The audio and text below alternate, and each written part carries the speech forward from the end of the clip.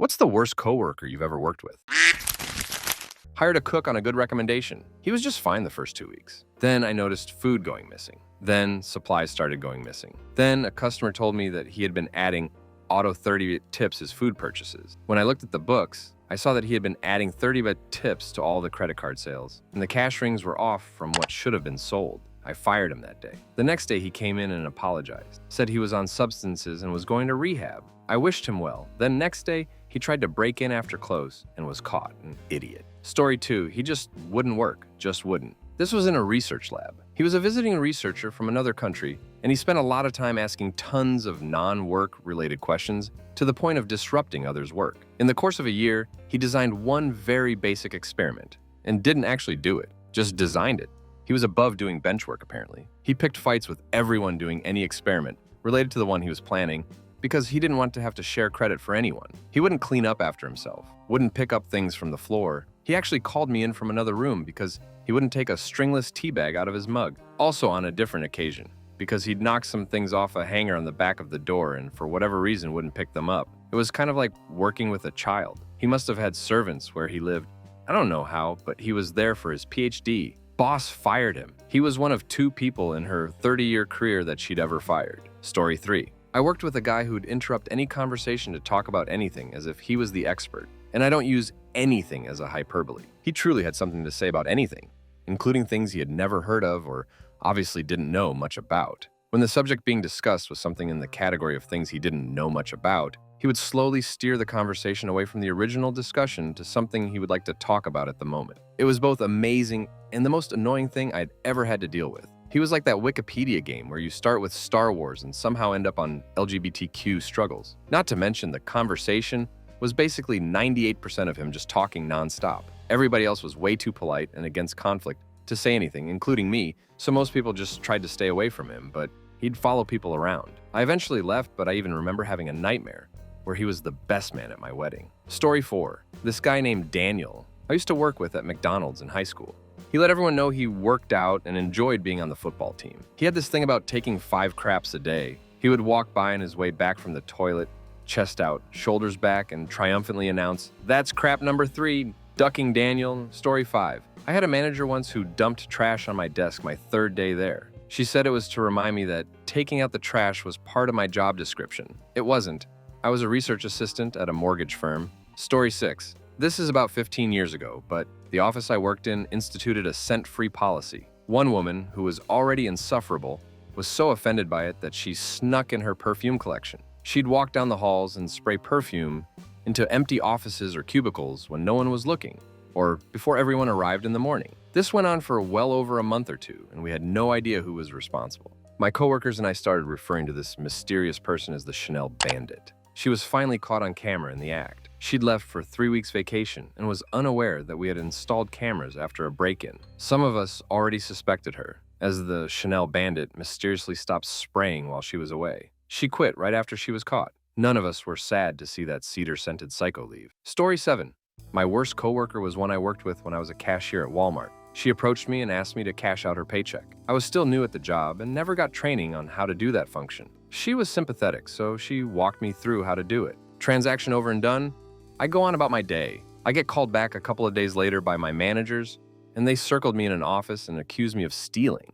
After tears, videotapes, and telling them what happened, they told me that apparently this coworker of mine had stolen not only from me, but several other people that day as well. They just wanted to confirm I wasn't in on the deal. Duck Walmart and duck that Karen for almost getting me arrested. Story 8. Contest. It was the literal crackhead I worked with for 4 months that was also secretly living in the office and being completely nonsensical when he was actually working. We found a mattress folded up in the warehouse after he was let go and an actual brand new crack pipe with a price tag on it to boot squirreled away back there. He and his family, not just him living in the office, left discarded food everywhere, like pizza crusts in the toilet brush holder, in the bathroom, what even. And they left hair in the sink in the bathroom, as they were obviously bathing in there too, as we had no actual bathing facilities in the office. One day during his tenure, he sent an email saying his alarm didn't go off and he'd be in at X time, which kept getting moved back later and later. He eventually showed up at 4:40 p.m. and we closed at 5 p.m. See comment above about secretly living in the office. There's so much more I could go into. It was a wild 4 months, that's for sure. I really wish that I were. His girlfriend was always around at work, and she would move in a way that you would absolutely never see her face. We thought maybe she had a warrant out for her arrest or something. I think only one of us saw her actual face, and she would also sit behind the warehouse bay door in their Nissan Altima with it running all day for the air conditioner when she wasn't back there with him. He wanted us to hire her to help him, which wasn't happening. Our warehouse area was concrete flooring, which didn't get cleaned often at all, and she'd walk around back there barefoot. As mentioned before, he was completely nonsensical at work as well. He suggested to my coworker, who scans our old documents to PDF via feeder on our copier, of course, that she should take a picture of each page with her cell phone and do it that way. I got multiple emails from him that made no sense at all, and I eventually had to just forward some to my boss so he could see what was going on. It was a sad situation, but also a WTF situation for the rest of us. He brought his GF to the interview and asked if she could sit in on it because it was so hot outside. Now, if we didn't have a Walmart and a huge shopping center within spitting distance, that might have made sense, but that was pretty unprofessional and they still hired him. All we did was lose money by employing him. He worked on one pro bono job we did and managed to duck that up. This was at an engineering firm, by the way. Story 9. He would walk in every day like it was his first day with no memory of anything we showed him the previous day. He was only focused for the first 30 minutes, then the rest of the time would be on his phone and try to work with one hand, which is bad because I work in a restaurant. Can't cook with one hand, but that didn't stop him from trying. Then one day, he just stopped showing up for like a week, then was confused when he came back and was fired. I'm not sure if he had memory issues or anything like that, at least he didn't tell us or the owner. He did, however, like to talk about how easy our job was because he'd had 4 other restaurant jobs before this one. He was only 19, but we didn't make him do anything complicated, but he would forget easy things like where we kept burger buns or where buttons were on the register. Also, he always left trash laying around after he was done with a job. It would be me and my other coworkers who cleaned up after him, and his excuse was always that he didn't think it mattered because it was going to get cleaned up eventually. He still comes in every once in a while to watch our TV, sometimes with friends and sometimes by himself. He never buys anything, but he just does it quietly so no one bothers him. Story 10. He creeped the duck out of all the girls at work, and then it came out. He had stalking and assault charges pending outside work. Fired that day. Story 11. When I was an intern, there was this old shrew who would call people into her office. My cube shared a thin wall, gossip, then call those people in to tell them what was said, etc. She would try to frame people for crap she did wrong. She was so arrogant, and she refused to adapt to workforce modernization. Example, she refused to learn how to hyperlink in emails, documents, etc. A real ray of sunshine she was. Story 12. I worked at a grocery store and one of the scheduling ladies was a total C-bomb. When you work at a grocery store, you expect to have shifts all over the place. That's part of the job, so I'm not complaining about that. Just about 2 years into working there, I had an accident and broke my thumb hand, not while at work, unfortunately, and needed surgery. I went to apply for employment insurance, and they required a record of employment, ROI. So I asked the woman in charge of that, the aforementioned scheduling lady, if she would mind sending that off so I could still pay rent while I was off work recovering, BTW, she told me she already had. So I go back to the EI offices and they told me they still had no row, so I go back to my old work and ask her a second time. This happens until I asked her to do it 4 times. This resulted in me having to borrow money from my parents for Christmas in order to pay my rent. Story 13. Back when I worked at a restaurant, I was friends with the bartender, chill dude, right up until they made him manager. And that small amount of power and increase in pressure made him so angry all the time. He screamed at me that I was crap at my job because I didn't do a thing that I've never been asked to do before. He made me miss my last bus, so I couldn't get home. It was pitch black outside, and I cried on the bench outside the restaurant. Worst working day and worst coworker. It took me a long time to get over that and realize I wasn't a crap worker. He was just stressed and didn't know how to handle it, I suppose. Story 14. I've worked a lot of factories, but one I worked at was mainly for felons. They pay you complete crap and work you so hard it tears you body and mind up. I just graduated high school and it was my second factory, so I didn't know any better. One guy I work with, we nicknamed Big Matt, since we already had another Matt. Well, Big Matt was a big fan of crystal and steroids, so the dude was absolutely jacked. But this 35-year stilled lived with his mom. He said it had to do with him being a kid and walking in her being abused, and ever since then he never wanted to leave her alone. At the time I thought, wow, that would explain the substance abuse. He just wants to be strong to protect her. Well, I was a ducking idiot. 2 months later, Big Matt and 2 coworkers didn't show up, so I asked the supervisor what happened, but he didn't know either. Next day, one of the coworkers came in and told us that all 3 had been arrested because after buying an O of substances, Big Matt's mom called the cops on them. So before the cops showed up, Big Matt, a 6 foot some odd inch buff, Methead beat his mother within an inch her life for calling the cops on him. Next day, I looked him up, and sure enough, he was booked in a local prison. Suppose that has to be the worst coworker out of all the ones I faced. Story 15. He was a complete utter git. He was incompetent in every way, but the icing on the cake was when he tried to put one of the pickup trucks into gear with the wiper stick and called me an idiot when I told him it was the wrong lever. Story 16.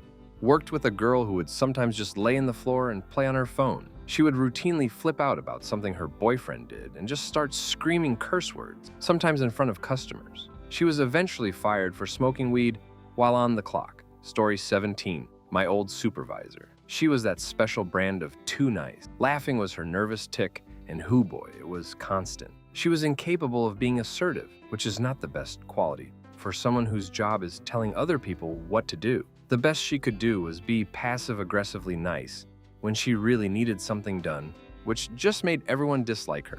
Story 18. Context. I work in a hospital as a nurse's aide, and my department focuses on transporting patients around the facility for tests and room changes. I work night shift, and this person started their shift at 6 a.m. There was this lady I worked with that just had the nastiest attitude. Normally, I can get along with most folks, but this person just brought the whole room down with negative vibes. Nothing was ever good, and she always had bad shifts. One thing she did that upset a lot of people was take patients down for x-rays and leave them down there to return to our office. The big thing to remember here is that even the lengthiest x-rays take maybe 10 minutes at the very most. 2 5-mins on average for the scans. Every morning we got x-rays to do, and I had to send her back down to return patients to their rooms after the x-ray technicians called right as she got back to our office. The instances of leaving patients were common, so I informed my boss several times in person and email.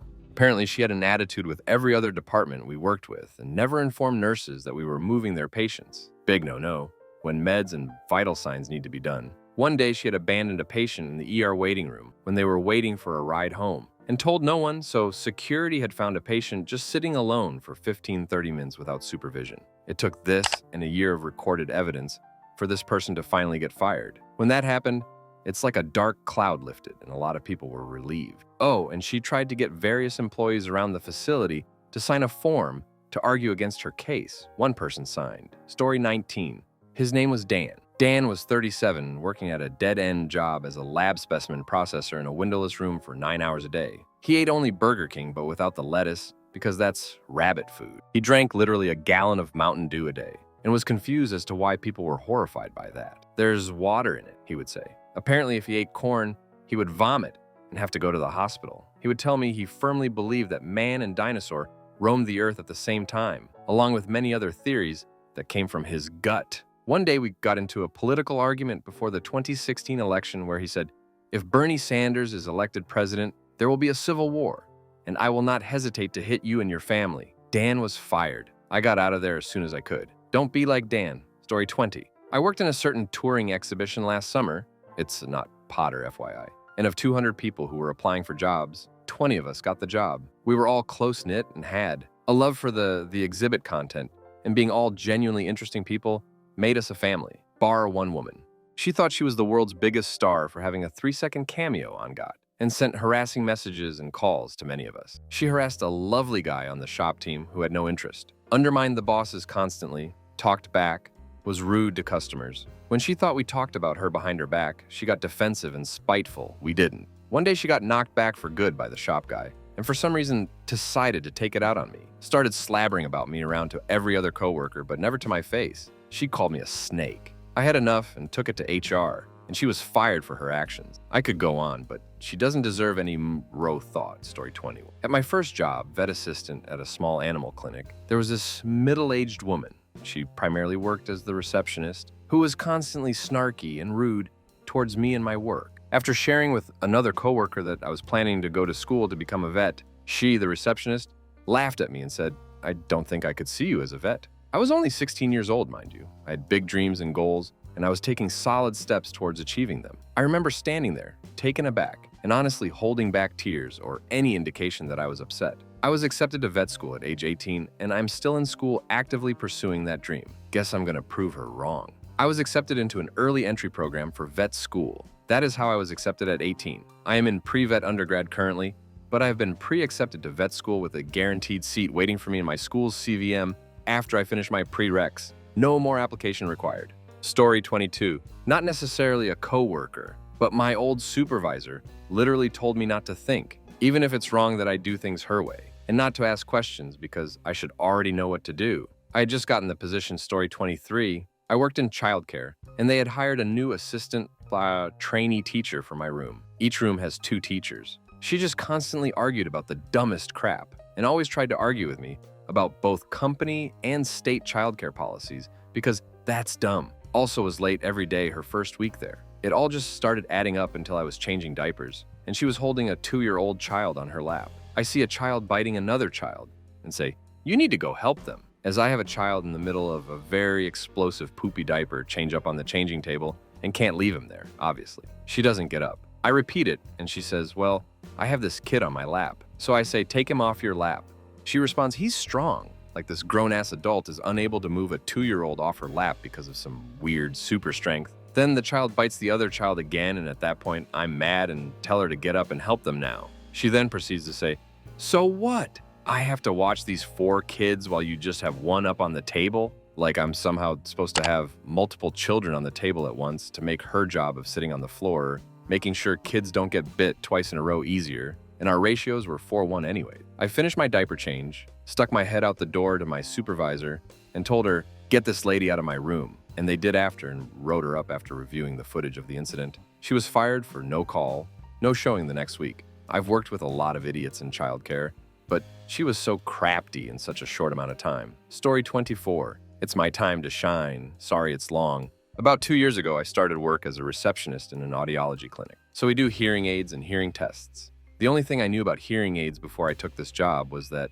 my grandpa had one. 8 months after I started, so at this point I have 8 months of experience with anything related to hearing, they hired a new provider, who I would later discover knew nothing about anything. Not hearing aids, not basic, you should know this if you've had a job ever, not how to handle talking to bosses, patients, people over the phone, etc. Example, we had one patient who left her hearing aids with us to be fixed. She would call every once in a while to check on them, and I would say, "I'll ask the provider to call you and update you," which I did. 4 months later, the same patient calls, and I discover the provider had been ignoring me every time I told her to call the patient, and she just straight up didn't call her ever. Another example, she could never ever remember to clock in and out, ever. It was a daily struggle with her. She would have to send in time card adjustments like every day, and then complain to me when our boss was annoyed. She didn't know to fill out repair forms, so every time we had to send something out, I would have to double check and make sure everything was filled out correctly and legibly. Again, she's the provider who is credentialed in this field, and I'm the receptionist who has 8 months experience with hearing aids. She wouldn't do chart notes for weeks, literally. She would have patient charts stacked in the corner of her office for days, forget to make chart notes, put in the incorrect dates, spell the patient's name wrong, so I would have to double check every chart before putting it back on the shelves. If she didn't know what to do with a patient, which was common, she would just do nothing. So I would have to pick up all of that slack, deal with the patients, take their complaints, talk to manufacturers over the phone. There were even times where I had to recommend hearing aids to patients because she just wouldn't. She would constantly forget to have patients sign paperwork. I would put a post-it on the chart, "Patient must sign." I would tell her beforehand, and yet she would still let them leave without signing purchase agreements and medical waivers. She could not keep track of the time. She would be going 10-30 minutes over appointment times, and I would have to deal with the pissed-off patient. I would tell her, "Hey, time warning," and she'd say, "Okay," and then ignore me. She would keep elderly patients in for her new patient appointments for like 2 or more hours. Usually an hour-and-a-half appointment. Sometimes patients would have to tell her they needed to leave because they were tired or their feet hurt. These people are in their 80s. And the best, everything that went wrong was my fault. She would blame me for her poor job performance, her inability to retain patients and sell hearing aids, everything. After 6 months of this, I finally spoke up. I hadn't said anything up to this point because she was a really nice person apart from work and I felt bad for her. But everyone has their limits. And also, our company was starting to zero in on her because she wasn't making them any money. She was put on daily Zoom meetings with our boss and trainers. When this happened, they finally realized why she was making almost zero money. She was super incompetent obs, and they fired her. They told her they were shutting down the clinic altogether, but instead they hired a new provider with loads more education, experience, someone who is confident and young and knows how an iPhone works. The only thing I got from this experience was a 30-cent raise at the end of the year and a major increases in my anxiety med dosage. Also, I guess I learned a lot about my job. Also, the new provider and I are BFFs. so my job is much more enjoyable. Story 25. The CEO's girlfriend was a devout vegan who would patrol the office around lunch to make sure that anyone who was eating meat promised not to use the sponge in the kitchen to wash anything that meat had touched. She did this in yoga pants and heels, but because her personality sucked, she wasn't remotely attractive. For April Fool's Day, I rinsed out a carton of chicken broth and filled it with mango juice and made a point of pouring myself a glass and drinking it in front of her. She was disgusted, so it was twice as delicious. Edit. She is both the financial manager and the HR person. So every problem that anyone had at the company became pillow talk between her and her fiancé. And he would sprinkle in the things she told him at meetings as if the problems were supposed to be common knowledge. This pair was a piece of work. He had been overheard saying, "I wouldn't care if I didn't hear music again in my life." Who says that? Sociopaths, that's who. I was eventually fired, and the official reason was that I had photoshopped grotesque images of several people in the office. What she failed to mention to the Department of Labor rep was that I'd done it on my own time, on my own computer, and each coworker had requested I do them next, after I initially just did it to myself. My own photo just had my eyes moved farther apart so I looked abnormal, but not outside of the realm of possibility. For other coworkers, I flipped their faces upside down, made their eyes too big, removed their noses, facial hair, or covered their mouths up with beards. During my Department of Labor chat to work out my unemployment, the agent asked me to email her the photos, and it made her audibly laugh. Being fired was worth it just for that. Story 26. 3-person department. Myself, an awesome dude, and this terrible new coworker. She was fresh out of college and believed that she was smarter than myself and our other team member because of that. She totally discounted anyone's opinions except her own, and one manager that let her do whatever she wanted. She was the worst one-upper than I'd ever met. Even for stupid things like going to a coffee stand, she'd chime in and say how her friends work at a coffee stand and they know her order by heart. Just stupid stuff. She thought she was adorable and charming, but was incredibly grating and worthless. She constantly messed up on her job, but if you tried to help or give any constructive feedback, she'd cry and go to her wet nurse, aka the one manager that liked her. She lasted almost 4 years, which blew my mind. She was furloughed at the beginning of Corona, but will not be returning as her position is being taken by the owner's daughter. The company split about 2 years ago. I went to the new company, and she and an awesome dude stayed at the old one. Story 27. I've had a bunch, but bag salad was the worst. It was my job to train her on a position only I knew how to do, and they lied when they said I would definitely be involved in the interview process. I'm still not sure why they did that. No hyperbole, but I ducking crushed that job. Exemplary reviews every year, and positive relationships all around. I didn't need or want the help, but they said they were hiring her for the anticipated future workload. It's been so long, I don't even remember why she got that nickname, but it really suited her somehow. She was gluten-free, and whenever food came up at all in any conversation she could overhear, she would bring that up. And she spoke in this confused, sing-songy way like, "Oh, I'm not sure if I can have that. Do Twizzlers have gluten?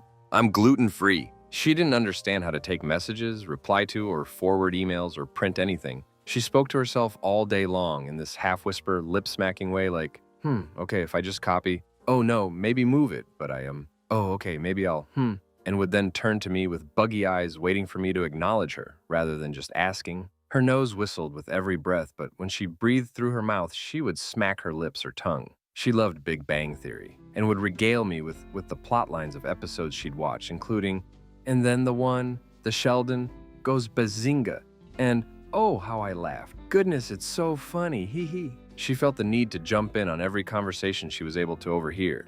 If I was talking to a friend about a trip or something, me, "Man, Chicago was great. I hope I can go again someday." Her, "Oh, I never went to Chicago, but my uncle's friend did in the 80s, and he said he had fun." He used to have a garage where he built widgets, and one time, his wife crashed their car in the city they lived. Was it Town A, Town B? I'm not sure, but she was really nice. This one time, I ducking hated her. I know it sounds like a woman out of her depth who was just trying to fit in, and that's true. But some people just grate, and she ducking grated every last nerve and ounce of patience I had. I tried, I just couldn't hack it, and I quit that job 2 months after she started. Story 28. I'm pretty cool about it. People all have their role to play, but one time we had a secretary that would microwave eggs and canned tuna every morning in a bowl. Now, I'm not a violent person, but the smell generated from microwaved eggs and canned tuna is downright repulsive by anyone's standards. Story 29.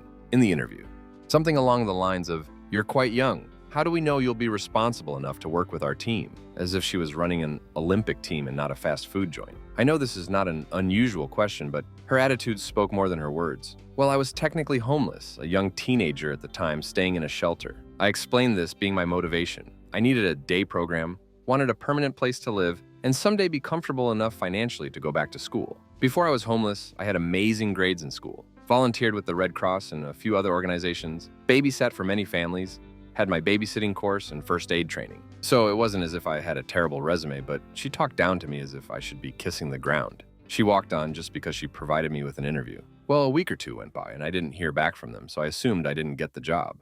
Third week, I get the call and was told to come in later that week for training. Once again, such attitude. She didn't ask, she didn't offer. She demand I be there. Well, I had gotten another job, but was more than willing to work 2 jobs to achieve my goals. My very first day, on my very first shift, I was given the most basic instructions. Read the employee handbook, then come get her. It took me no time. She was adamant I was illiterate because I was so quick, so I must not have read it. She was pointing to random words, getting me to read them. It was annoying, but goals, homeless and all. She walked me over to a till, put me in a headset, and told the other woman at the till to make me do all the work. I tried my best, but zero training on anything, no guidance. On a weekday lunch rush in an industrial area, it went bad, fast. Mid-order, she grabbed my arm and dragged me into the office. She berated me for a solid 10 minutes on how I was just some pathetic, disgusting homeless scum with no manners. No wonder no one wanted me.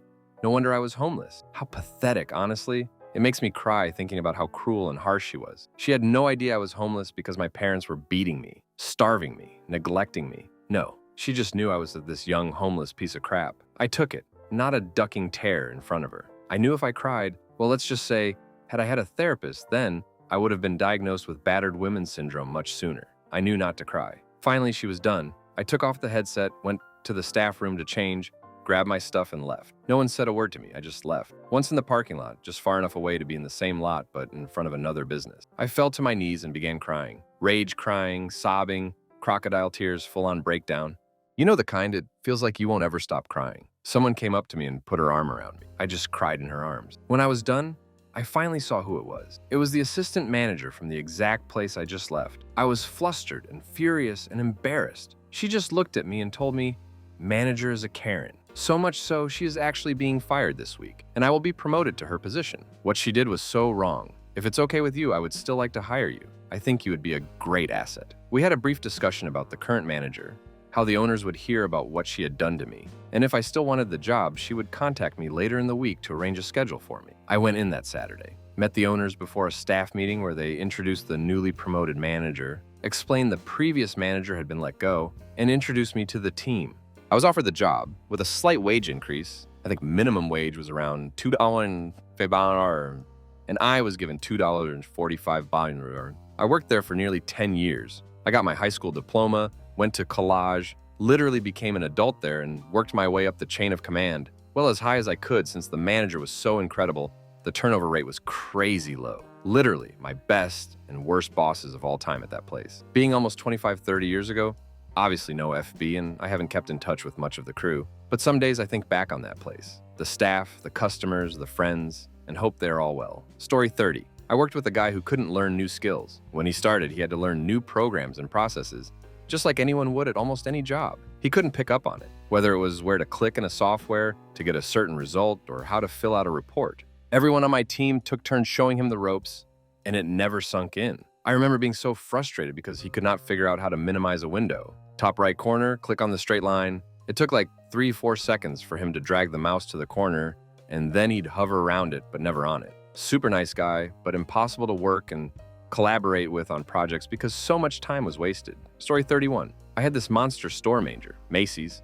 She was horrible, and it was all about money and everything she could sneak out for free. She made people cry every day. I hope she is suffering during this lockdown, just because she is forced to stay home with her family, who she actively hated. Story 32. I worked with a guy that regularly Googled everyone we worked with. He knew information about the apartment we had just sold and told everyone at our department meeting how much we sold for. Story 33. I worked with a teacher that sat at his desk the entire year. Kids walked in and out whenever they wanted to. They did practically no work. He told racist jokes and was terrible with the students. One day I was sitting in the teacher workroom and another teacher noticed a phone on the counter. She asked if it was mine. When I said no, we looked at the lock screen to see whose it might be. The picture on the lock screen was of someone's bare tits. A few minutes later, the bad coworker walked in and picked it up. Needless to say, he was let go. Story 34. The HR manager at my last job had zero training, education, or experience in HR. She was argumentative, passive-aggressive, and incompetent. Toward the end, she asked me, "Why are you being resistant? And you're not being a team player." When I was advocating for client safety, I was the second person in less than a year to leave and hire an attorney. Story 35.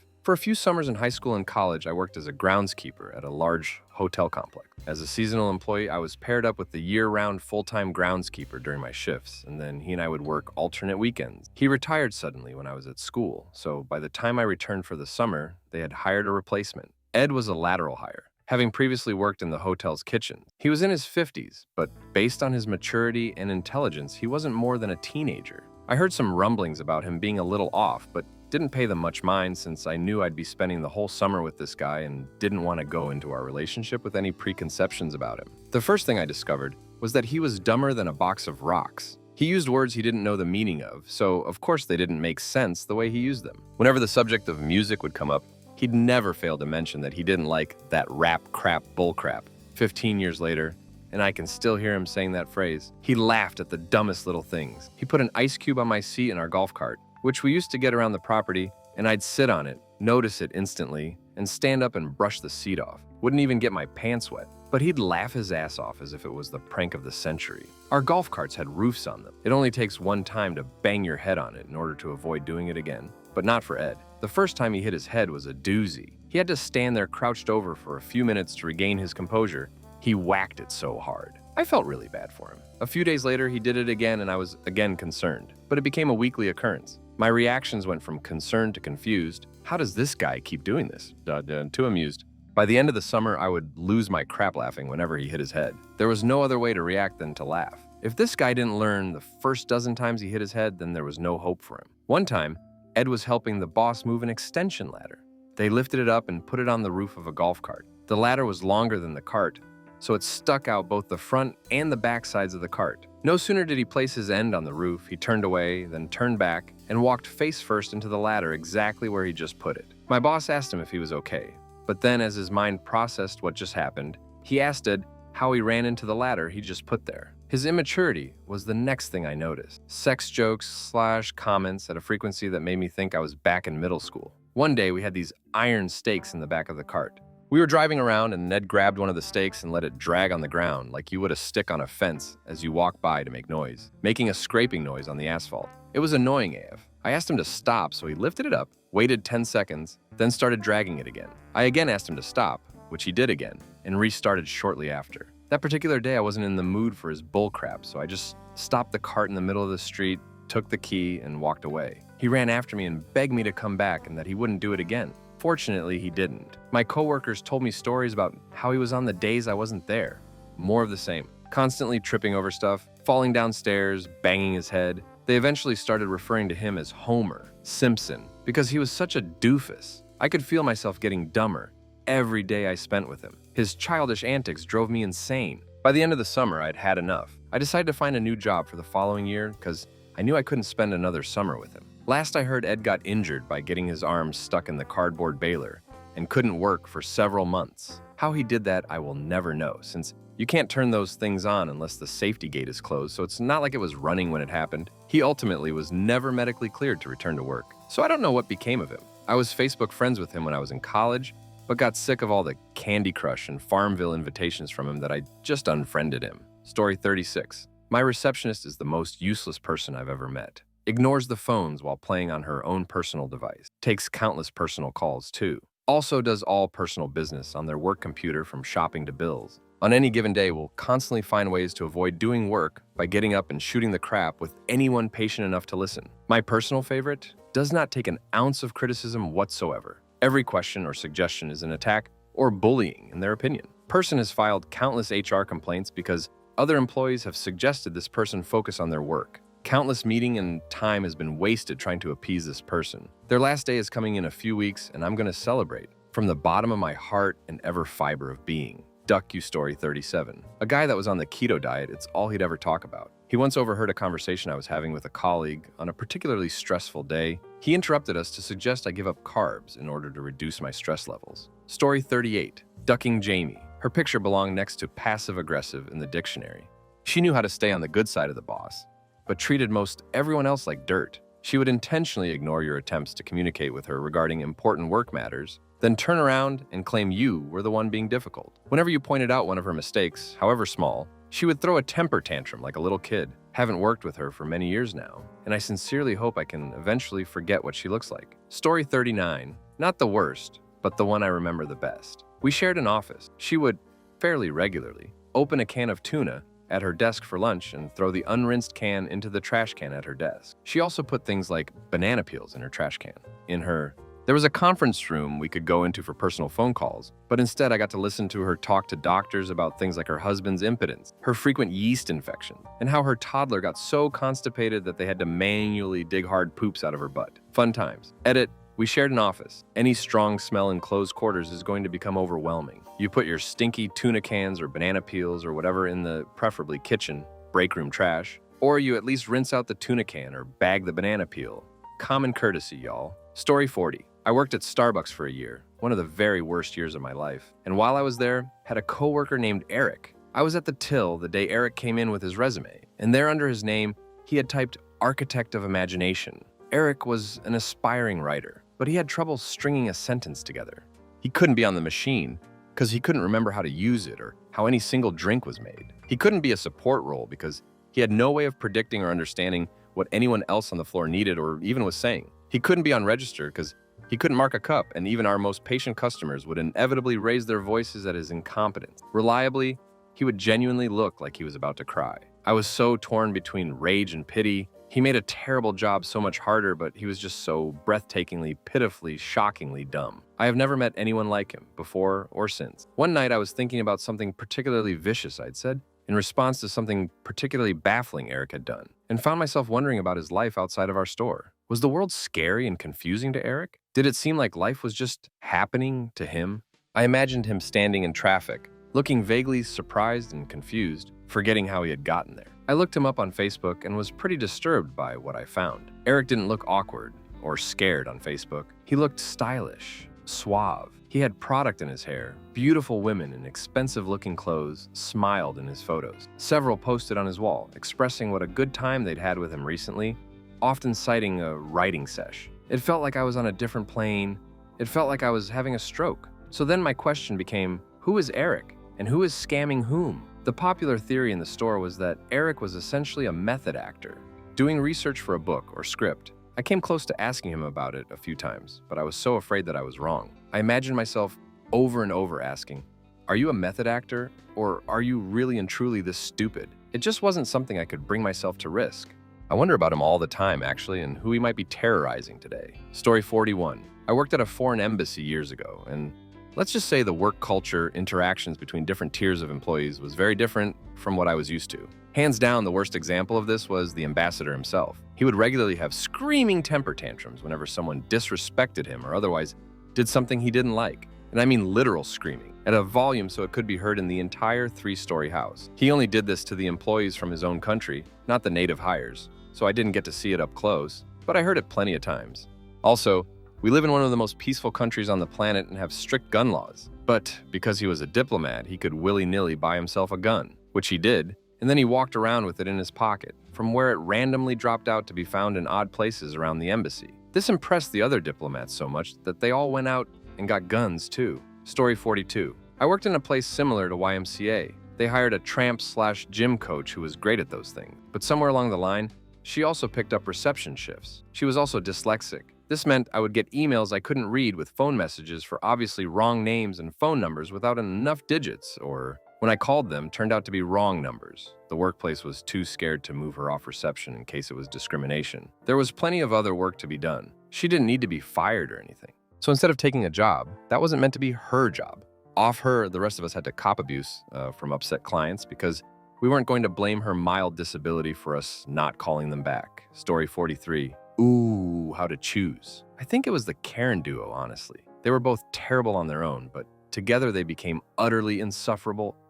Karen 1 was this super spoiled rich girl. She got a house for agreeing to not marry a woman instead of a man. Clearly not too committed to the woman, so I don't feel too bad that her parents are homophobic, because clearly she is profiting. She also got a brand new fancy car when she crashed her old one. She made very little money, all from Dadio. Anyway, her personality was shallow, insipid, and she made up for lack of depth by being a sarcastic a hole and stereotypical mean girl. Karen 1 had connections, so despite actively abandoning anesthesia patients she was supposed to be monitoring, she still kept her job. Karen 2 was Karen 1's friend that she got hired. She was somehow 50 times worse. She was openly rude, aggressive, said it was just because she was blunt. Sneering was her default expression. Karen 2 had like 10 complaints logged against her within the first 2 months. But they didn't want to fire her because we had a new staff manager person, and she was an absolutely useless, cowardly waste of money. Together, they basically talked crap about every other person in the small building, family-owned. If you ran afoul of one, the other would magically ducking appear to back her up. They were horrible harpies that deserved to be ducking incinerated and made the work environment utterly toxic. 2 girls quit before I did. One after logging multiple complaints and even calling in for mental health because I can't handle them today. I lined up another job in ducking Dippy, and I don't miss the Karen duo whatsoever. Story 44. I have a coworker who's very old-fashioned and strongly believes that males and females cannot be friends. Well, it just so happens that my manager and I, a male and a female, happen to get along quite well because of our similar ages and interests. She reported me to the other managers for it and accused me of sleeping with him. Story 45. I worked in a restaurant with a guy who claimed to have substances from tripping too hard on LSD. It was a busy place, around 400 to 500 plates a night with only 5 chefs. Every time his station got more than like 10 simultaneous tickets, he would run out the back, leaving me and the guy on the other side of him to do his job. Also, his PTSD was never medically confirmed, and we believed he just made it up. Story 46. This dude we all called Pockets had a crew of about 12 journeyman painters who were always on point, except Pockets. Pockets could be found smoking out in the porta potty. Pockets could be found on the opposite side of the building we were painting. Pockets could also be found on his phone sexting his nasty-ass GF. Pockets would be found walking 2 blocks away from our job site. One time, we didn't see Pockets for damn near an hour. We found Pockets when we took our lunch break. Know where Pockets was? At the exact same Burger King we went to. Pockets had already been there for at least 45 minutes, from what the cute counter girl said. Pockets was being paid $2 an hour more than me. Pockets was caught sprinkling meth on a fat bowl by the boss. I got a $2 raise when Pockets was fired. Nobody talks to Pockets. Don't be like Pockets. Story 47. The ones who don't tell you they have too much work. In my culture, people believe you have to be multitasked and bear as much work as possible. However, it's unrealistic. Those who follow are usually unreliable. I had one who were always late to submit his work because he had too much work and took everything as prior task. His being late led to disrupted arrangements. Yes, he is hardworking but cannot be relied on. I would say the lack of communication is worse than incompetence. I mean, it's necessary for me to know one's difficulties so that I can arrange the work better. Since he was also my friend, I trained him to reject my or my boss's offers whenever he felt pressured. It worked well, as he was comfortable to say no. Story 48. It's funny, but I don't have a single worst person as much as a worst archetype. At every single job I've had, there's been a middle-aged woman who's been there a ridiculously long time and complains about literally everything. Just belly aches nonstop. Every new thing is an unnecessary imposition. Every day is a titanic struggle. She moans, she pouts, she grumbles under her breath.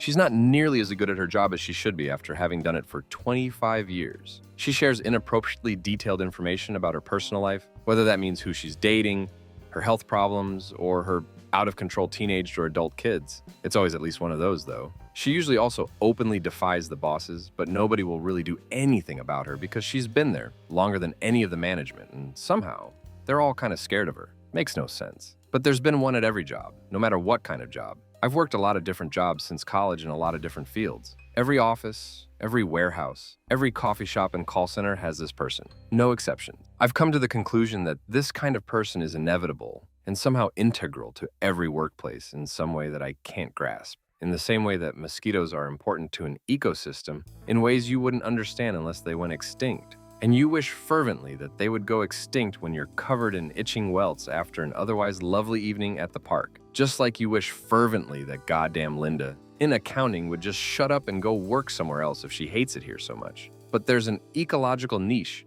that has to be filled. So even if she did put her money where her whiny ass mouth is and leave, a new Linda would ascend. Whoever was the second most tenured in an escort would take on the mantle and invite all the new hires out for lunch on their first day, to tell them how it really is around here. It's just the way of things. Not for me to know why, but there has to be one. At this point, I think if I ever got a job and didn't encounter this person, I'd spend weeks with an uncertain sense of dread about something I couldn't articulate. Because a workplace where nobody stirs up drama like it's their job would feel wrong. Story 49. The guy who would work 11 onham 7:30 instead of 9 5:30, claiming cancer remission, making the morning hard for him, but never proving it, no matter how often H requested something from his doctor. Not turn up for work and not call in, again, cancer. Totaled 30 days off sick in 6 months, more than a day a week. Claim he'd done work, but you'd never see any evidence. The week he got a work laptop, claimed his mother was in hospital, so he'd work from the hospital, but which turned out that he'd decided with his mates to just go to London and have a week-long bender. I was nominally the junior who was still in training at that point. He was the one training me. After the bender, he got fired and M-boss and I started looking into things. He had done nothing beyond posting cash, not always accurately, to customer accounts. Invoices were wrong. Customers had asked questions which he hadn't answered for weeks, implying that training me was taking too much time, even though he and I were only in the office together for like 4.5 hours a day out of his 7.5 hours. No reconciliations completed. This list just went on. Took my boss and I 6 months to get to a basic, this is all right data position, and another 6 to get it running like we wanted it to. Story 50. My current supervisor and head supervisor. We work in the MRDD field. I got a call one Tuesday morning and my boss was slurring her words and telling me to bring her hangover food. I show up about 20 minutes before my scheduled shift, and when I walked in, she could not stand up straight and all you could smell was alcohol.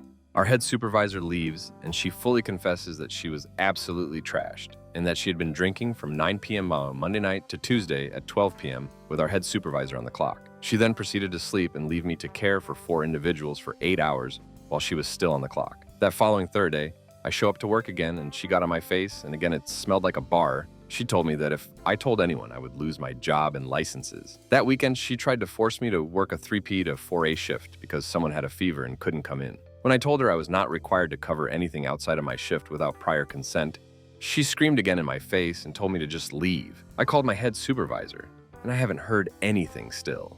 2 weeks later, I ended up breaking my foot on my weekend off, and I called her from the hospital Sunday afternoon telling her I have to have the next 48 hours off to somewhat start the healing process, and she refused that and put me on light duty. I show up Monday afternoon 26 hours after I got the proper medical care for my foot and said something about my foot hurting, and she told me, well, a chunky girl of your size can't carry your own weight. I'm not small, but I'm happy where I am, and my weight has nothing to do with the fact that I had broken a bone less than 48 hours ago, and only 20 hours with medical care. And she then proceeded to leave me alone with a seizure patient who put herself on the floor, and I had to pick her up. She came back in around 9:30 p.m. to put them into bed, and she was drinking again. Story 51. Many years ago, when I was young, working in a kitchen, I worked for a few months with a guy who was a complete nutcase. He was mid-late 30s, super smart and educated in a self-taught way, but he was one of those guys who would get angry at the slightest bit of stress. The sort who never gets aggressive towards people, but towards objects, punching walls, slamming pans on the counter,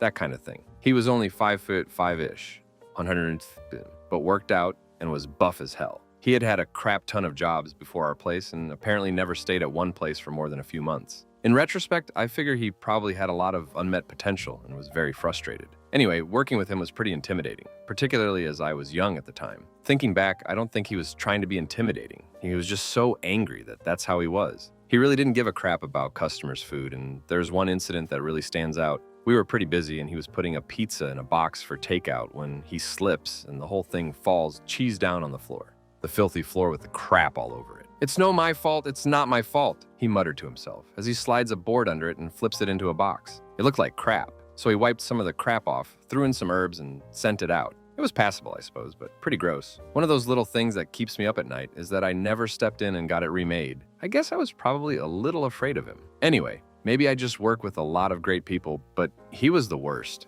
Story 52. This gets a bit tech heavy, but any coder would know that this is the worst guy on the planet. I'm a software engineer and I work with one other guy in a company currently. He was there years before me and has engineered everything up to this point. Everybody in the company knows him as Eeks the tech guy, and all of my decisions are run through him. I can't build anything without him questioning me or my methods, and he constantly undermines me. The reason this is bad is because he's the worst coder I've ever seen, not just professionally. I haven't known anybody that's this bad, even as a hobbyist. He codes everything in line, doesn't use functions, is quoted by saying, "I don't use include files with a bunch of hidden functions, they just slow me down." He yelled at me for creating a logging class that centralizes our logs from everywhere into one place, saying it was causing huge lag spikes because it would take 10 to 15 seconds to close the logs so the next guy could come in, creating a queue, and that my log files were way too big and it was causing an issue. Utter ducking bullcrap. My log files were at most 10 milliliters. I created a script that used the same logging class that logged 1,000 entries into a big file and a small file, and timed the process to both show him that A, the size of the log doesn't cause more time in writing the file, and B, you can write to these Koreans 1,000 times in less than 1/50th of a second. So everything he said was utter garbage. Not only did he berate me in front of everybody, saying I was wasting time, but made up more bullcrap to explain how he was right. The worst part about it is, I know how horribly crafty he is. But since he's been coding in a vacuum with these people, nobody knows how crafty he is. They have nothing to compare it to. They just think that's how things go, that normal coders don't paginate tables, so it takes 4 minutes and 2 GB of RAM just to load a page. Because of that, and because he craps on any progress I try to make engineering-wise, he makes more than me, will be listened to more than me, and I have no way to move past him. The only thing I can do, so I don't lose my mind, is sandbag my coding down to his level and stop taking things so seriously. I hate this job. Story 53. This girl I work with is overly picky about stuff. Everything has to be her way or no way. She does everything louder to make it seem like she's working, but she's not actually getting anything done. She has been caught stealing from other servers several times, but we have no concrete proof. She accidentally takes people's tips. She's ducking hellacious. Story 54. I got promoted from cocktail waitress to bartender the night the manager overheard the bartender ask me, literally in so many words, "What goes in a rum and coke?" No idea how she got hired. The other waitresses used to duck with her by ordering 2 screwdrivers and 2 vodka and orange juices. Decades ago, no POS system, we just verbally placed orders. She'd very carefully differentiate the drinks, like the ones with 2 straws are the screwdrivers. At another job, I was trying to help hire and train someone to cover my job during maternity leave, and later when I was moving away and had given my notice, met some real winners. The lady who assured us that she was computer literate, and then picked up the mouse to touch the monitor screen in an effort to click on a cell. The lady who came to work in a dusty wig, inappropriate clothing, and couldn't understand why one of the big rules for the job is no fraternizing with clientele. The lady who was hired for a night audit job, who trained for 2 weeks of nights, and who quit a week later because she didn't know that the job would be overnight all of the time. Bless her heart, though, she honestly had issues that needed attention. Like, she carried her dog's ashes everywhere because she was desperately afraid someone would break into her house to steal them. Nice lady, just a little fuzzy around the edges. My last hotel job introduced me to the 2 absolute worst coworkers, though. The owner hired a maintenance dude without checking any of his credentials. Dude turned out to be a crackhead, a grifter, and had more than a handful of violent felonies. And the aforementioned owner, she was so greedy that she would make unethical and illegal business decisions if it meant she saved money in the short term, like hiring a maintenance guy who couldn't fix anything and was a threat to guest and employee safety, or knowingly renting 2 floors of guest rooms with bad phone wiring. Illegal and unsafe. I quit the job and the industry I loved due to her. Story 55. She was incapable of using anything more technologically advanced than a calculator without serious, intensive training. We worked in an office where everything was done on computers. She was slow, rude, unproductive, horrible with clients, expected preferential treatment for the same work as everyone else in the same job, and always looking for a way to push her workload onto someone else. When I started my job, she cottoned on that I was technical, had a decent understanding of office windows, very quickly, and would head straight for my desk if she had any issues. I worked with her for 10 years and showed her more times than I can count how to put an out-of-office message on. Never remembered anything she was shown. By the time she quit, hearing her say, "House Autumn, can you help me?" made me die inside, because what she really meant was, "Can you do it for me?" while I banana around on my phone. She'd also yell at you if you couldn't drop everything and do it right now. I once watched her spend 10 minutes trying to understand why the printer she was using wasn't printing. It was one of the big office ones with multiple trays that helpfully tells you on the little screen that the tray is empty and shows you how to refill it. She was putting the paper on the little tray that folds up and not understanding why it still wouldn't print. I went to the canteen, made a coffee, came back to my desk, and she was still huffing and puffing at it before eventually. "House Autumn, can you help me?" She'd put in her notice by now, and I was done with her crap because she was so unpleasant to work with. So I got up, walked over to the printer, put a ream of paper in the right tray, shut it, and walked back to my desk without a word. The best thing I can say for her is that when I train people on software or processes, I'd write the guide, check back over it, think, where would get stop me and start yelling about not understanding, and make it even simpler, just in case. Story 56 had a supervisor that loved to chew ass and harass. You could make the most minor mistake and she would tell at you. And if you asked to do something or have her show you how to do a task, her excuse was, go ask this person, they're better at it, or I'm kinda busy, followed by jumping on her social media. Story 57, a manager at my very first job ever, a cashier at a dollar store. She would constantly belittle me in front of other people for the smallest thing, and despised children in our store acting anything less than absolutely perfect. Mid to late 60s, dyed red hair, and yes, her name was Carol. Once, during the December rush, I had called in saying that I was sick and had spent all of last night violently throwing up. She said that if I wanted to keep my job, I had to come in. So I came in. Every single person in my line, for the first 2 hours of my shift, noted to me how terrible I looked. And why was I here? There was one lady, a blonde mom, she told me so, in her early 30s. I was ringing up her items, mostly groceries, when I felt that pang in my stomach. I said with my best corporate smile attitude, please excuse for one moment, miss. I then bent over and violently threw up into the tiny trash can we keep underneath the registers. I then wiped my mouth off with my arm and continued to ring up her things as if nothing happened. She asked me what I was doing. I told her I couldn't go home if I wanted to keep my job. This woman was pissed. She got Carol and demanded to know why she let sick young people come in feeling this sick. I was 18 at the time. Carol tried to brush it off, saying I was fine. This mom wouldn't budge. She said that from corporate was a friend of hers, and she was going to let her know exactly what kind of manager Carol was being. Carol's eyes got big. She told me to go home immediately.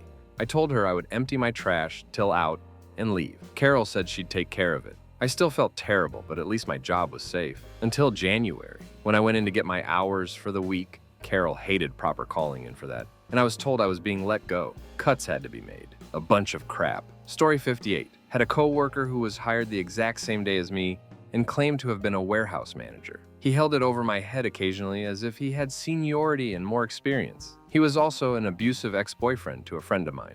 He is 25 and was fired last week while I was at home quarantining. Story 59. At my first ever job, I worked with a middle-aged guy who lived in his car, picked at his face constantly, and would always ask me and the other teenage employees if we needed a ride home from work. He gave off the creepiest vibe and was eventually fired. Story 60. I have several bad ones, but the one that drives me the most crazy is a lady who creates problems just so she can solve them. Ugh. She takes a simple job, finds the one tiny issue, blows that up and freaks everyone out, and then solves it so she can be the hero. Just take the 1 minute to fix the issue in the first place. It would save the literal hours she spends working everyone up so she can be their savior. Story 61. I work in a large company, but the office group I work in is small. One of the leads on the factory floor has a crush on this woman that works in my office. He stops by multiple times per day, even though his shift and hers only overlap by 4 hours. She's about 15 years younger than she is. They're both married, not to each other, obviously. She is Facebook friends with his wife. She has no interest in him at all, but he thinks we all believe he's just being social.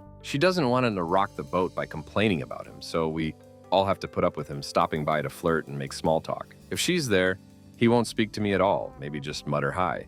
He won't attempt to socialize with me at all if there's any other woman around. The last time he did deign to chat with me, it was to tell me how bad it smelled on the pig farm where he grew up. I was eating lunch at the time. Once she was reassigned to work in another city. We knew she would be gone for weeks or months and told everyone so. There's a company-wide daily newsletter that goes out every weekday and includes announcements about who is working off-site. For the first 2 weeks she was gone, he still stopped by every day to see if she was back. Finally, he came in once, and I was the only one there, and I snapped at him. She's still working at place, and she'll definitely be there at least through the end of next week. Probably longer. We'll make sure to let you know when she comes back. I didn't raise my voice or anything, just used a firm tone and cut out all the nicely nice social crap he's used to getting. After that, he stopped coming around every day. I would see him slow down when he walked past our office windows. If it looks like I'm the only one there, he won't stop in. Damn. Now where will I get my nauseating pig stories? Story 62. I can't decide which one to pick. Oddly enough, we all worked in the same quad cube, and their crowning highlight moments both surfaced on the same day, Sept 11th. One of them spent the whole day stomping around the office, careening about how she had plans to watch the ball game that night, and now her night was ruined because the game was canceled. And for Christ's sakes, it's not like the planes flew into the stadium. It's just some buildings miles away. The other had some sort of video capture software on his computer and kept replaying the clips of people jumping from the burning buildings, cheering and giggling as if he were watching circus clowns. Dude, look, there's another one. Why? He bounced off the side, man. That had to hurt. Hey, watch this. Then he'd roll the video backwards and forwards, making a slide whistle noise as the people repeatedly went back and forth. Story 63. I worked with someone in retail. He was my boss and not a particularly bad guy, but he was a control freak who had to interject his opinion during every conversation anyone was having with a customer.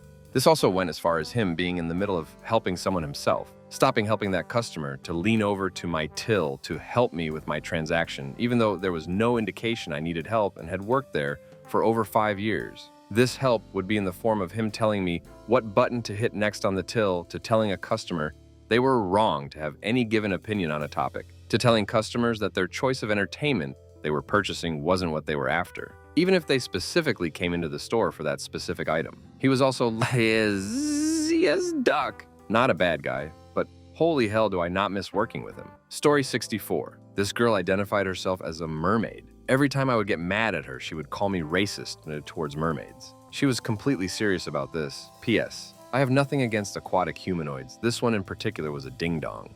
Story 65. We have this Italian woman at my work whose regular speaking voice is so loud you can hear her across the building when she's talking to someone beside her. She is untouchable as far as being penalized for anything is concerned, and so barely does any actual work. At one point, years ago, she decided to try driving a forklift and drove it through a bathroom wall that was luckily empty. I think she almost got a slap on the wrist for that one. A manager once had the balls to assign her to training a new worker. She treated him so badly that by the end of his second day, he cut 2 of the tires on her car as he walked off the job. Surprisingly, she did actually get temporarily suspended after that incident. And we have to have a few team meetings about bullying in the workplace. Those of us that have been here longer know that if we want a process changed or have any ideas not to tell management because they don't care, we tell her instead and get her to tell management. And that change will be implemented before she finishes pitching it to them. Story 66. I used to work for a 20-person company, and they hired a guy to manage our department of 4. 1 week in, he was sick and shoved a tissue up his nose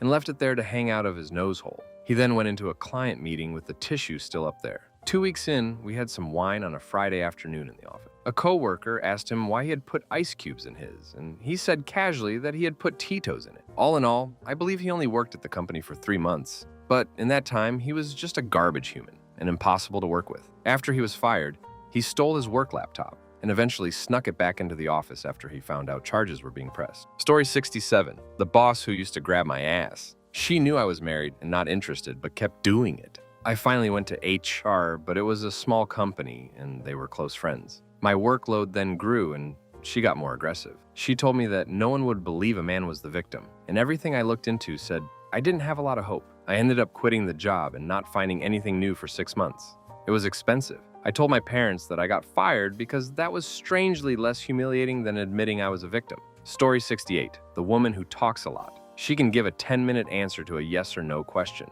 and that's not an exaggeration. Problem is, she still knows a heck of a lot about the job and uses her excessive words to prove it. So she's the hero of the upper management. Story 69. So go many. Special mention to an old supervisor of mine who spent an entire shift sellotaping paper over our stock search screens so they couldn't be used, saying night shift restocks every night, so if it's not on the shelf, it's not in stock, but getting pissed off when we had to go to the cash office for high-value items that we needed to use the stock search screens for, and complaining that we were abusing the cash office when we went to get said item. Dismissed every video game unprompted whenever anybody spoke about video games in his vicinity, calling himself a gamer but literally just playing RuneScape, Halo, and Peggle, and saying he only buys games that score 10/10 in Edge magazine, but he never plays them as they're an investment.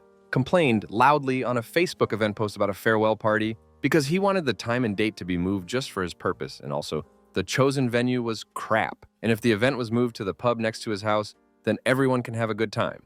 Side note, his dad owned the pub. The guy was so far up his own arse that he was a nightmare to work with. What's the worst thing a coworker got fired for where you work? A guy who the entire office considered to be, well, 3 cans short of a 12-pack, got to have a meeting with our regional director and his manager about both poor performance and a coworker saying he threatened him. He was apparently asked to leave said coworker alone and to come to a follow-up meeting the following Monday with a personal plan to improve his results. He showed up to work Monday in a great mood, dressed nice, chatting with us all. He went to the meeting with his plan, and his plan, written down, was to simply threaten to shoot our regional director in his face if he was asked about poor performance again. He apparently claimed it was a joke. Police escorted him out and HR cleaned out his desk within 10 minutes. Very surreal for a Monday morning. No, he never showed up again, and I haven't heard about him since. Story 2. Buddy working loss prevention discovered a theft ring at work involving numerous employees and suppliers. Chief of Operations' son and his best friend turned out to be in that ring. Buddy was fired. Story 3. Someone got fired for having an affair with a coworker. The worst part was how his wife found out. She worked in its security, and his termination showed up in her inbox to process. Story 4. For being pretty and popular. She was hired as a receptionist and did a great job. The customers loved her.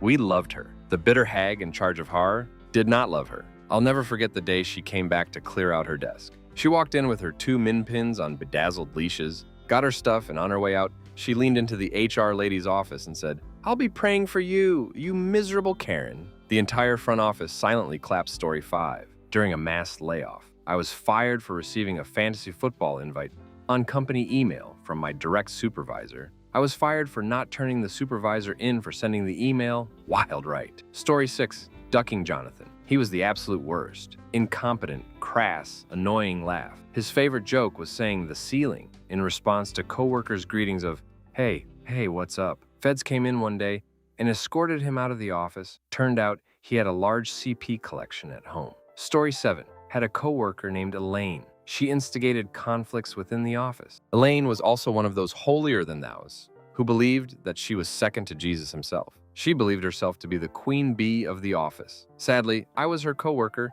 and she made it clear that she firmly believed that I answered to her. I caught her several times going through my cubicle while I was at lunch, and she justified it with, "You were at lunch and you answered to me." Each time she did this, I would send her an email with our supervisor, manager, and director BCC'd, telling her clearly to explain to me how she was my direct supervisor and not the one who we both answered to. Each response I would reply to, BCCing the supervisor, manager, and director, so they had a record of her pulling this crap. Yes, she got written up for this. Eventually, she pulled this on me, rummaging through my cubicle while I was on break and telling me that she has every right and justification to do as she pleased. Her BFF was in HR, and she thought that made her bulletproof. So I emailed her and our chain of command BCC to tell her that she has zero justification to go through my cubicle while I'm away, and that this the last time I will be discussing it with her. Next time I will go to loss prevention and tell them that she went through my cubicle and now things are missing. I even told her it doesn't matter if it is personal items or work items that I'm working on.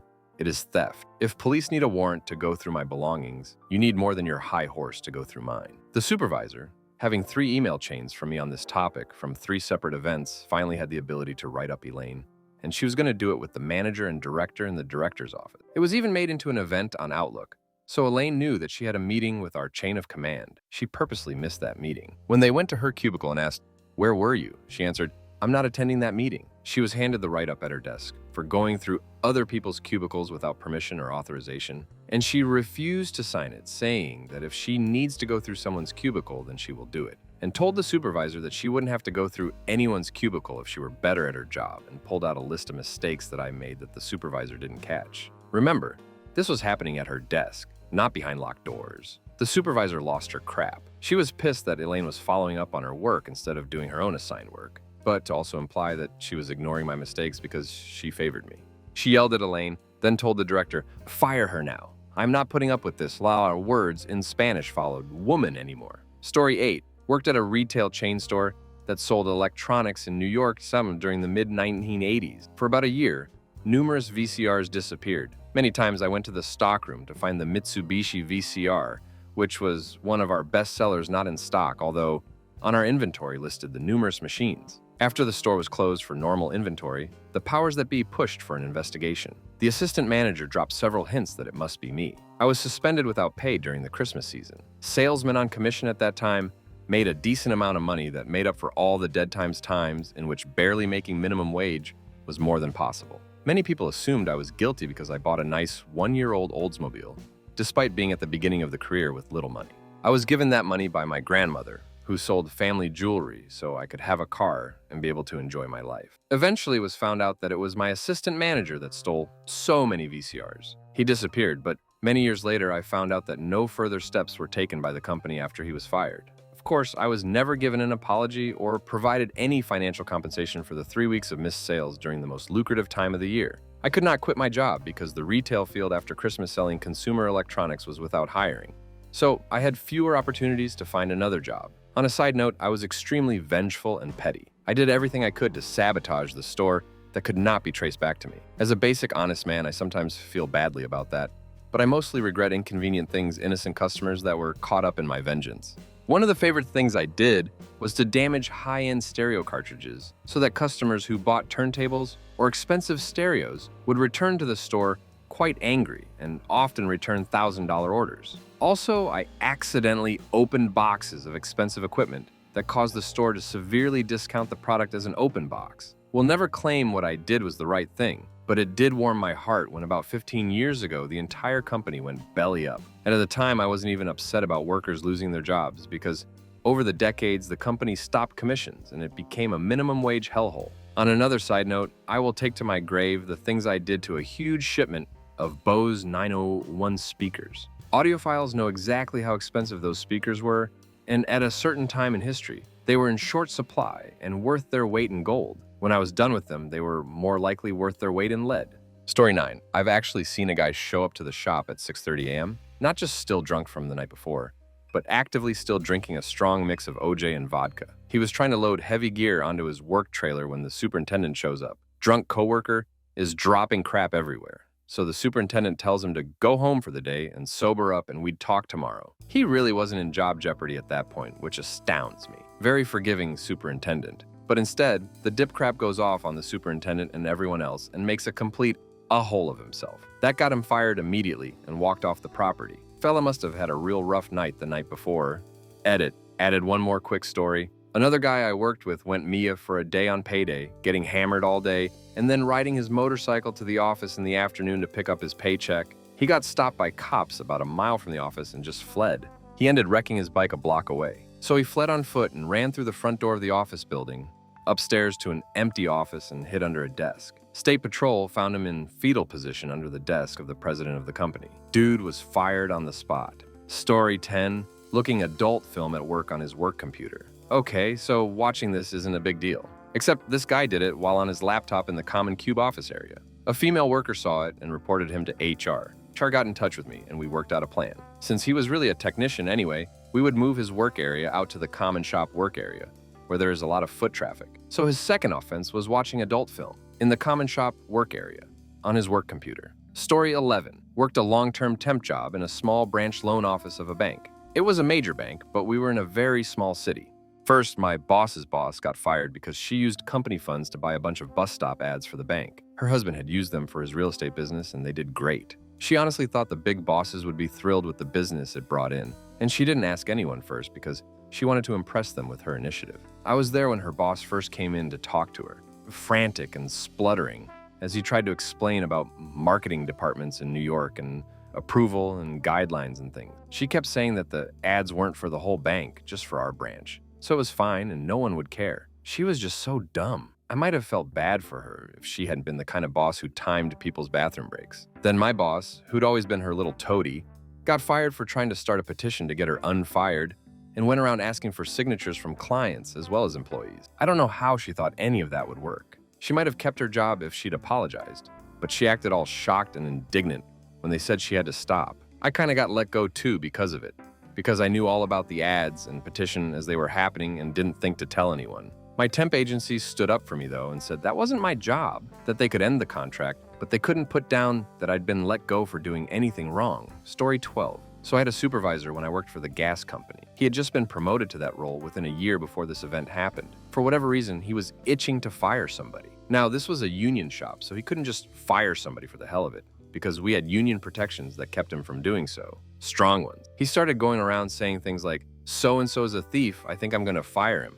And he's your buddy, so I might need to fire you too." Or, "I don't think X is working out, I may just have to let him go." It got to the point that a couple of the guys got together and filed a grievance. They went around the whole shop and got everybody, minus one who just graduated college and was trying to get an engineering role with the company and was concerned this would affect that, to sign, including myself. I had only started at the job maybe 6 months earlier than that, so I was still fairly new. So I was at home watching TV when I got a call from my supervisor on his personal phone. I could tell he was in tears, begging me to go back and tell them I was coerced into signing it and that he didn't do anything wrong. How could you do this to me? I'm the one who hired you, after all. Corporate sent my double skip level down to talk to us all and get our stories, and it kind of felt like it was going to be a hand slap at best, in my opinion. Until they started hearing about the phone calls to our homes and trying to get us to backtrack and stuff. They called us to the meeting room later that day and let us know our supervisor had been let go. They actually ended up promoting our union steward to the supervisor role, which effectively put him out of the union, and it was much better around there going forward. Story 13.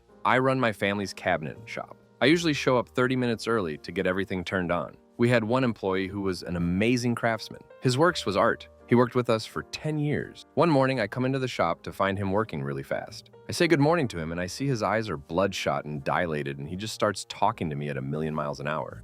I look to his right, and I notice a crack pipe. He sees I notice it and runs over to it and throws it in his backpack. We sat him down and gave him two options. You either get help and we will cover it for you, or we will have to let you. He chose to get fired. He luckily got clean a few years later, and he now owns his own carpentry business. Story 14, preface this with, by noting that it was a restaurant manager. Came in already drunk on his night off to hang for some after-hours drinks. He was hanging with the waitstaff and convinced the on-duty manager that he'd lock up so that guy left. Later, he somehow broke the sink off of the employee bathroom wall, maybe when he was ducking one of the waitresses. We know they at least did that in the office, and she was riding him on the secretary-style chair for at least part of it, because he left some smashed crap on the seat with a ridge running down the middle, where it had squeezed up between his ass cheeks. That was all discovered in the morning when the cleaning crew came in. They found him blackout drunk and pissing on the stack of empty kegs outside of the beer walk-in. He left when he saw them, but the waitresses was passed out in one of the booths. The owners were calling and left messages, and he came in about 3 in the afternoon, still half drunk and stumbling through apologies, and that he didn't remember much of it. The waitress and on-duty manager were lucky to only be suspended for a while. I heard that after he got fired, he moved back to where he grew up to get sober, but never heard any more after that. Story 15. There aren't any stories that stick out at my current employer, and there's one that I'd love to tell, but probably contractually can't for my previous one. I had to think all the way back to college for a good story. So I was working at the independent student paper, and we were running a sex column. My friend the East commissioned it and allowed the writer to be pseudonymous, against our policy. Stick a pin in that. We started hearing it from the university, how having a sex column in a paper in which they advertise and one that is nominally associated with the university is a bad look. But look, college students have sex. They distribute condoms and lube at the health center. Come on. There were long email threads involving her and our GM on one side, and the president and general counsel and other officials on the other. It got tense, to the point that we were talking about what would happen if we were evicted, what would happen if we were denied the ability to distribute on campus. At one point, she responded to the president and lawyer in an email in which the GM was not copied. When she forwarded the thread to him to loop him in, it was clear she'd panicked and tried to shift blame for the column to us. It was a Friday afternoon, and I walked into the office right when the GM saw this email. One by one, we all came in and took a look at this email. And then the EIC arrived, and some of us had private moments with her where we told her what we felt and what this necessarily meant. We had the votes under our bylaws to boot her. She took the adult way out and fell on her sword. We took the opportunity to stop running the column, though we reserved the right to continue it online only if the writer would put her name to it. My friend kept writing for the paper, mostly about sports, and we remain close friends. Story 16, stealing twice. I worked in a convenience store as an assistant manager. The employee that stole was a senior clerk. First time he stole, it was a cop's credit card. We are warned during every monthly meeting that if a client forgets either a debit or credit card or a whole wallet, you must put it in a tray that's behind the counter. If you know the client personally, you should call them and tell them. If not, maybe they'll retrace their steps and they'll eventually come back and get it or get it canceled as soon as they notice. Simple, right? Well, this senior clerk decided that he'd try checking if the card was still valid. So, on camera, he scanned a pack of gum and swiped the card. It declined, thankfully, but the cop was there with her supervisor the very next morning, and he got an earful. Attached to said convenience store was a postal counter, which, as an assistant manager, I usually had morning shift duties. As the morning is quite slow to send letters and parcels, I had to count the deposits from the night before and compile them and stick them in a bank bag for deposit. So I count and I recount a third time because I'm coming to about $500 short, which had never happened before. I start panicking, thinking that I'm going to be blamed for this. So as I'm crying and explaining the whole story to my manager, she pulls up the video from the shift before, and sure enough, you can see the same clerk go in the little backstore area where the safe is and recount the deposits and restaples the bundles together. About 5 deposits had 100 missing from them. Not really smart, that guy. He was finally fired after that. Like, you know you're on camera all the time. There's no way he'd not get caught. Idiot. Story 17. It was a temp that I was like training for a role on my team. It was his second or third day. Dude gave off weird vibes and was super awkward. It happened to be a slower week when he started, and I just chalked his weirdness up to being nervous about starting a new job. He came up to my desk towards the end of the day and while making small talk, discovered that we both liked to read. I was being polite and telling him about the book I was currently reading. He leans in close and lowers his voice, so only I could hear, and starts describing a very graphic fantasy abuse scene in his favorite book. I was shocked and didn't know how to respond, so I tried to change the subject, but no one else could hear what he was telling me. Then it's time to leave, and he is still talking to me. As I got my stuff, he follows me out of the building and to my car. I was unfortunately parked further away from my other coworkers and couldn't call anyone over. When we get outside, he says, "I have to tell you this funny story that is not appropriate for the office," and tells me more awful graphic crap. I finally got him to leave me alone and quickly got in my car, locked the doors, and sped out of the parking lot. I left home early the next morning and went straight to HR. By the time he came in, everyone on my team knew what had happened, and you could tell he knew he ducked up when he walked in. He was escorted out within 10 minutes. We still refer to him as the pervert. I just literally can't imagine ever saying those kinds of things to someone at work, let alone in my first couple days. Crazy story, team. I was 3 years out of law school at the time, working away. A new attorney fresh out of law school was hired. Very brash personality, also super high energy. Like, I right away thought the dude was on some kind of substances. About 2 months into his employment, our boss is using the restroom early in the morning and looks over on the floor and sees the new employee laying unconscious in the floor of a bathroom stall. He ruses to his aid and calls 911, thinking this guy has had a heart attack or similar medical crisis. They get him back to semi-consciousness before the EMTs arrive, and instead, it is very obvious he is super ducked up on substances. Ambulance takes him away. He is told if he wants to continue employment, he will have to take a substances test. He declines and is let go. As best as I could tell, I checked on him occasionally through people in the industry, etc., that was the end of his legal career. Which, mind you, he had just spent 3 years of his life in law school, almost certainly going $120,000 plus into debt for his JD, and was all over for him within a few months. Story 19. Used to work with Sacramento Fire Department. Somewhere around 20 years ago, had a class graduate from the fire academy. At the graduation ceremony, everyone got their badges, took their oaths, and then received their station assignments. As firefighting isn't a MF type of job, shifts rotate to start on different days of the week. A few people had assignments that literally started the next day. They were required to be at their stations, fully geared and ready at 7 a.m. Unfortunately, this guy decided that wasn't going to stop him from celebrating. He was out until early morning partying, even though he needed to be ready to go bright and early.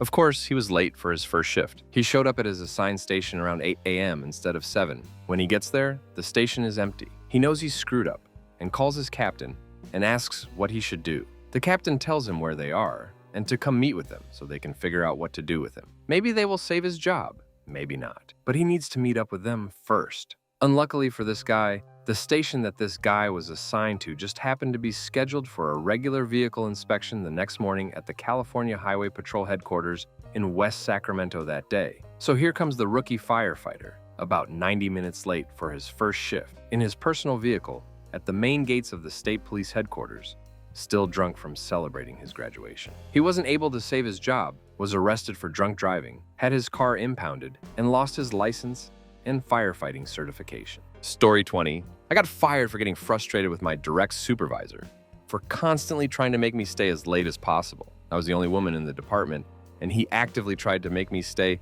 after everyone else left. I told HR I don't feel safe staying hours late alone with a man who seemed very bent on getting me alone. Got fired within a week with no explanation. Story 21. Psychotic break. We shared an office. She started muttering things while she was working under her breath. Problem was she would wear headphones and had no idea that she wasn't really muttering. She would go on about how she wanted to kill everyone in the place, what the best pen would be to use to stick in the neck of myself.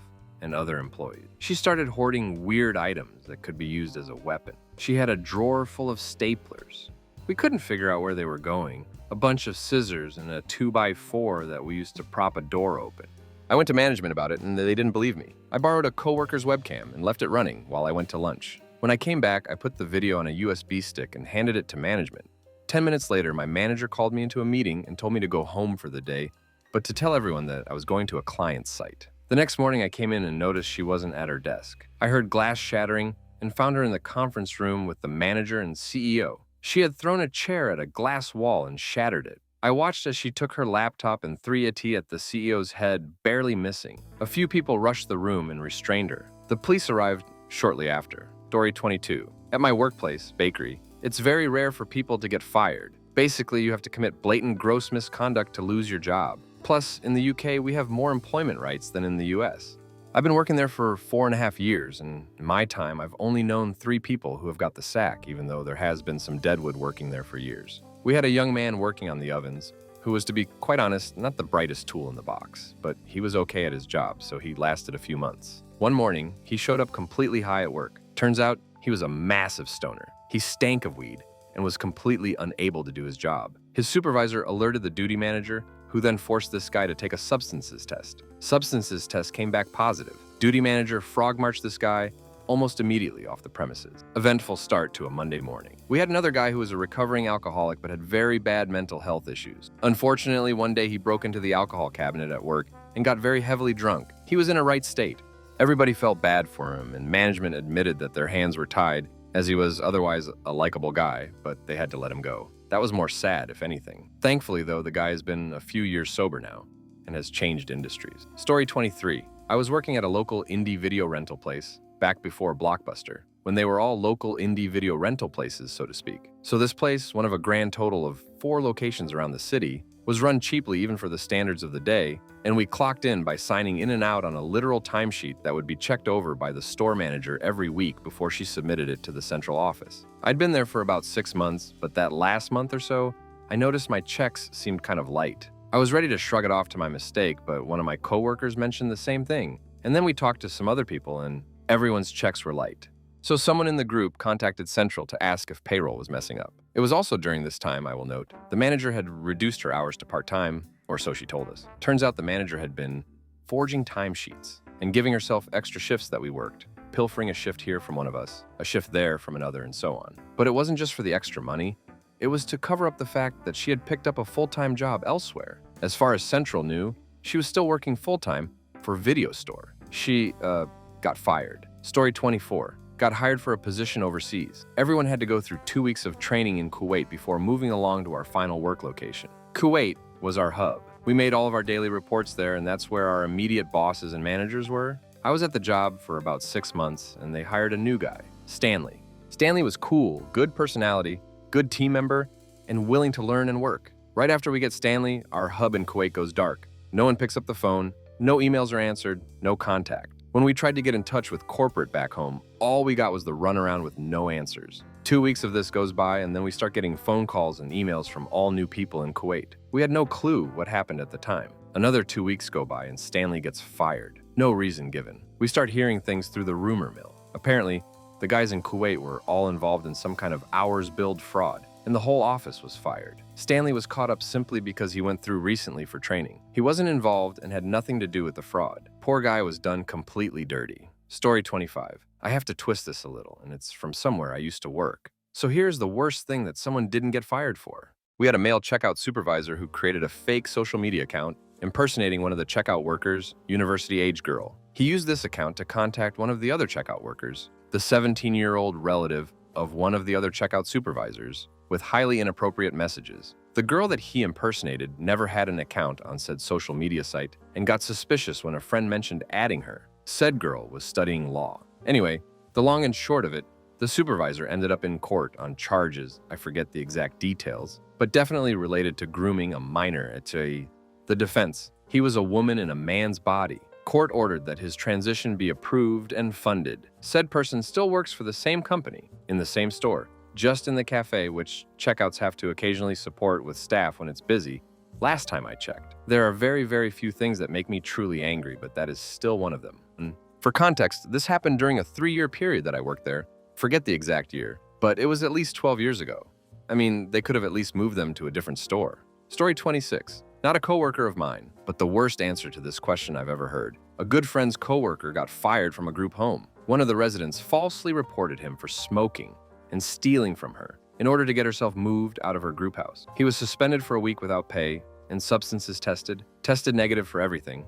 Resident was caught in a lie and admitted she made it up. A month later, the coworker was fired. After the theft accusation, the resident's family had put a camera in her room without anyone's knowledge. He was caught on camera urinating in the resident's laundry basket and blankets. The client was known for having bedwetting issues, and there had been a sharp increase in bedwetting incidents. Footage revealed the coworker had been doing this on nearly every shift since his return. He admitted it was out of retaliation for the false accusation and was let go that day. Story 27. Sharing CP on his work computer overnight so the network traffic wouldn't get the attention of the network admin. Only reason he got caught was the FBI set up a sting of capturing people sharing it. We found out later from the VP of development about everything. When the FBI showed up at the company, the coworker had left for lunch, so they walked in, the network admin, our boss, and president of the company, all witnesses the FBI confiscate all of his equipment. When he came back from lunch, he was escorted into the president's office where he was arrested. He was married with 2 kids, no idea what happened to him besides going to prison. Story 28. On the first day on the job, new employee found out the person he replaced was fired due to substances use. This genius needed a new connect, so he found our company phone list.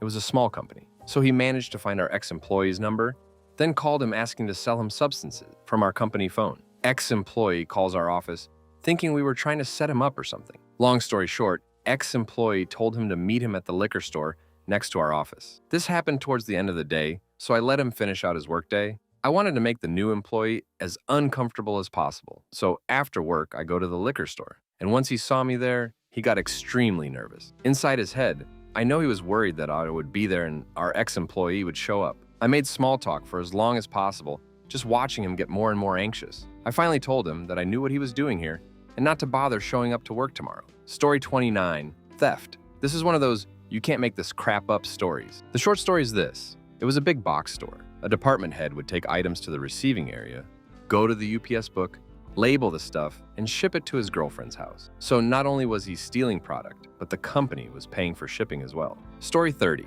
A pediatrician I worked for, part of a large group of super respectable doctors, came to work one day with the absolute crap beat out of him and a broken arm. One of the other docs told him he had to go home because he would frighten the kids. Instead, he explained that he fell, and I thought, from where? The ceiling? And he walked across the parking lot to the ortho office to have his arm stabilized. Come to find out, this gross a hole had been abusing his adopted Native American son, who was an addict. Wonder why, right? The son finally snapped and beat him up, and all the details came out, and basically his life was ruined, which was a fitting outcome.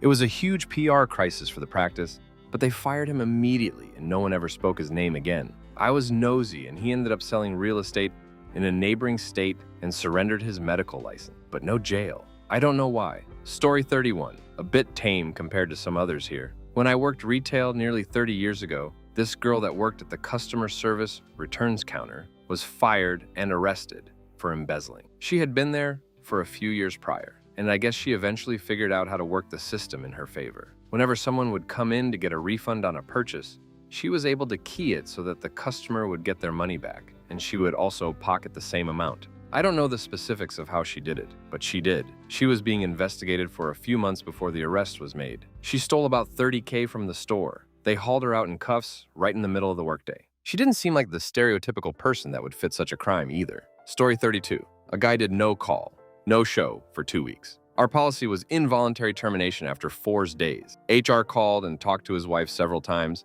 and she had no idea where he was. So I signed off on termination reluctantly, since he was a top-notch machinist, put his toolbox on a pallet and secured it. Week 3. He walks in at start of first shift, comes to my office, and asked where his toolbox was. I told him and said, unfortunately for him, he was no longer employed with our company. Dude said, if I leave now, I'm going to your house and kill your family. I dialed 911 and told them what he said, and about a dozen cops show up and shackle the dude. I'm not sure what happened to him, but he spent time in county lockup after beating up another inmate. I just shipped his toolbox to his house. I later learned he went on substances, alcohol benders periodically. He had kids and everything.